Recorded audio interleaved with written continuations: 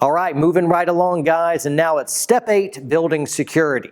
You want to send a message to the outside world that if you're looking for a soft target, we're not it. To that end, you've got a security system. It's a good system. You got all the sensors on doors and windows, all that good stuff. You also have security cameras. That's in the event that something does go down. You have good documentation that can lead to the arrest of that person. And also it can help prevent the loss of church property, sexual assault. Cameras are a really, really good thing, and you'll want a DVR tied into that that's secured somewhere in something like a safe room, which brings us to another thing. Have a safe room. This is a room that can be locked. It's very difficult to get into. Your radios, your computer system for your network, your DVR for your security cameras, money, safe, any sensitive items can go in this room. It's not in an obvious location, and it's kind of in a room within a room so that you're avoiding high traffic areas where people could see where your safe room is. This is where also in the event something broke out, if you needed to get the pastor off the X and move them to the safe room, that'd be a difficult place for them to find.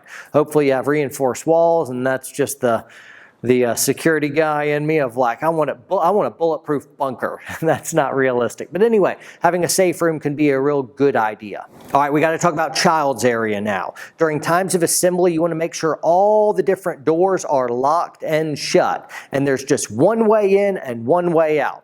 This allows you to have kind of a funneling system. Like if you went to an amusement park, there's one way in and one way out. It's the only way that you can really maintain accountability to make sure kids aren't taken or sexual assault occurs. You see everyone that goes in and everyone that goes out, and a kid gets dropped off. There's corresponding tags to make sure parent and kid are disconnected, and when they reconnect, the tags link up. You can check it, and now the kid gets to go with mommy and daddy, right? So anyway, access control is really, really important for the kids area. You got to be able to funnel everyone in and out through one area of ingress and egress.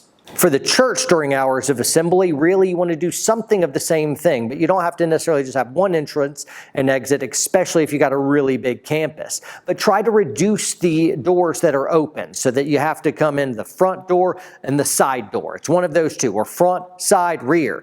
Whatever doors you open to the public during hours of assembly, now that's a door that you really need to get eyes on and watch. Remember, what you want your security guards to be able to do is see everyone that comes into church on Sunday morning so that you can find any type of anomalies and know who you're looking for. If you have 12 different places that they can come in, well, congratulations. Now you need 12 guards to watch those doors. Not a good idea. So make it easy on yourself and make sure all those doors are locked.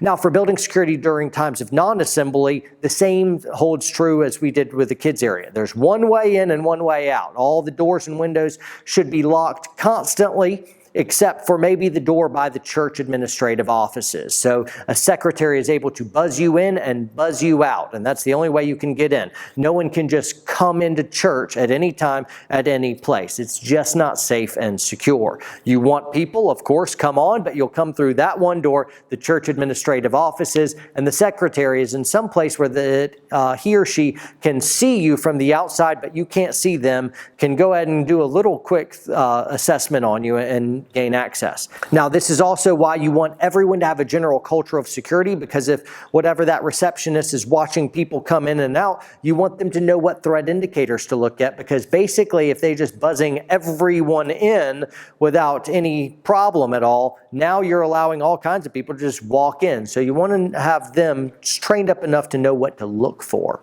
right? Let's move on to the next step.